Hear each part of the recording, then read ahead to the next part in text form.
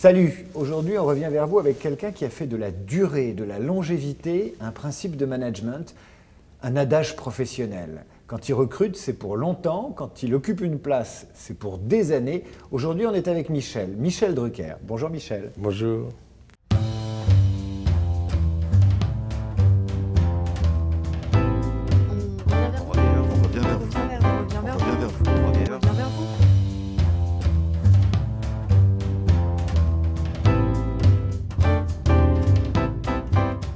Quand tu choisis quelqu'un pour bosser, qu'est-ce qui se passe dans l'interaction avec Drucker et cette personne? Qu'est-ce que tu regardes? À quoi tu es attentif? Ici, il a la passion.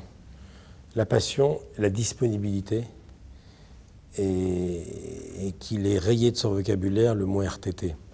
Quelqu'un qui est là à 7 h du matin, ce qui était mon cas, jusqu'à minuit, qui tombe de sommeil, qui récupère à 4 h et qui recommence. Quelqu'un qui est capable de ne pas prendre des vacances pendant 10 ans. Quelqu'un qui a vraiment le feu sacré. Ah oui, quelqu'un qui coucherait à la rédac. D'accord, mais là tu me parles de quelqu'un dont tu peux juger ce feu sacré a posteriori. Non. Mais dans l'entretien, comment tu devines? Tous ceux qui ont travaillé avec moi avaient déjà commencé.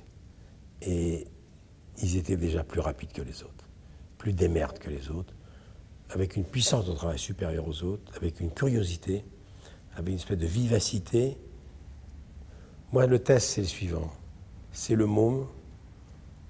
Tu lui demandes quelque chose et c'est déjà fait parce qu'il a deviné déjà ce que tu vas lui demander. Il a déjà les clés. Pour être un assistant à la télévision, un collaborateur efficace, il faut être quelque part déjà un journaliste né. S'intéresser à tout, avec une espèce de culture générale de l'actu, aller vite, avoir de la mémoire et la capacité à se constituer ses réseaux très vite. Qu'est-ce qui fait qu'on gagne du temps et qu'on dure? C'est les réseaux. Le réseau, puisque tu en parles, aujourd'hui le mot réseau, il est connoté péjorativement. Non, non, non. Dans une partie de l'opinion. Non, non, un réseau, attention, moi j'appelle réseau le tissu, la toile d'araignée qu'on tisse pour mieux travailler. Là où c'est un peu péjoratif, c'est le réseau Rastignac, à nous deux Paris. Voilà, c'est le réseau à des fins, entre guillemets, plus politiques, pour devenir un homme de pouvoir en brûlant les étapes parce qu'on connaît un tel. Je ne parle pas de ça, moi je parle des réseaux professionnels qui vous aident à travailler. Chaque année qui passe, on a un réseau, un maillon supplémentaire. Quand on est célèbre et qu'on commence à être célèbre, on a un réseau. Les politiques ont un réseau. Les gens de théâtre ont un réseau. Un gars qui est à l'aide doit avoir tous ces réseaux-là. Et ça, il faut l'apprendre sur une distance assez courte. Tu m'as dit que tu étais fidèle en recrutement et que quand tu général, recrutais, pour longtemps. C'était pour des années. Oui, pour 20, 30, 40 ans. Ce management de la durée, qu'est-ce qu'il raconte de toi? Comme moi, je suis un homme de la durée, j'aime les familles qui durent, les amours qui durent, les amitiés qui durent, les carrières qui durent, les santé qui durent. Je suis un homme d'habitude et je ne peux pas concevoir, moi, faire ce métier sans avoir des relations affectives, presque des amitiés amoureuses. Je ne peux pas concevoir un long parcours avec une équipe si ce ne sont pas des relations très fortes. Et à un moment donné, où les relations professionnelles sont presque secondaires. Et à la limite, mes amis, les gens qui comptent dans mon métier, contrairement à ce qu'on pense, ne sont pas des gens célèbres. Ce n'est pas du paternalisme. Moi, c'est une vraie amitié forte.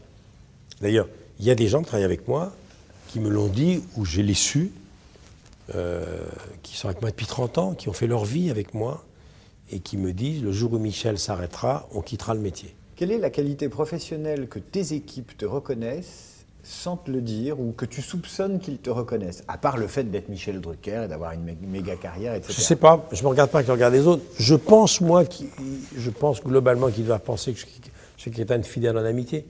C'est très important, j'ai grandi comme ça, mon père m'a élevé comme ça. Voilà, et que je suis un workaholic, comme on dit, un stakhanoviste, c'est-à-dire un grand bosseur. Mais le reste, je préfère pas me poser la question, parce que moi, je suis suffisamment anxieux et je ne me vois pas avec le regard des autres, du tout. Quel est le défaut professionnel que certains peuvent te reprocher ou dont tu te dis... Manque de patience, impatience. Tout de suite. Tout de suite, parce que je fais tellement de choses dans la journée que je ne peux pas perdre de temps. Ouais. Quand j'étais l'assistant de Zitrone, de François Chalais ou de Georges Decaune, il fallait qu'on aille extrêmement vite. Et quand on fait de la radio tous les jours, tu sais ce que c'est, de la télé tous les week-ends, ça doit aller extrêmement vite. L'impatience est un défaut acquis de stars et de grands professionnels ou c'était dans tes gènes? Non, c'est pas un défaut qui pourrait être un caprice, c'est que mon père était comme ça. Non, moi j'ai besoin que ça aille vite et je suis très anxiogène, je le sais. Ma femme est contente quand je pars le matin, quand je rentre que le soir, parce que j'ai tellement de choses en tête. Je n'ai pas d'attaché de presse, moi. Donc moi je fais pratiquement tout seul, je rappelle les gens tout seul. Donc rien que ça, c'est beaucoup de travail. Mais c'est vrai que je travaille trop et que je suis très fatigant, je le sais. Je suis fatigant parce que je sais que ça va très vite. Moi je me réveille en pensant télé, en pensant radio, je me réveille à 7h, à 7h10, je peux être à l'antenne. Immédiatement. Tu n'as pas peur du burn-out? De quoi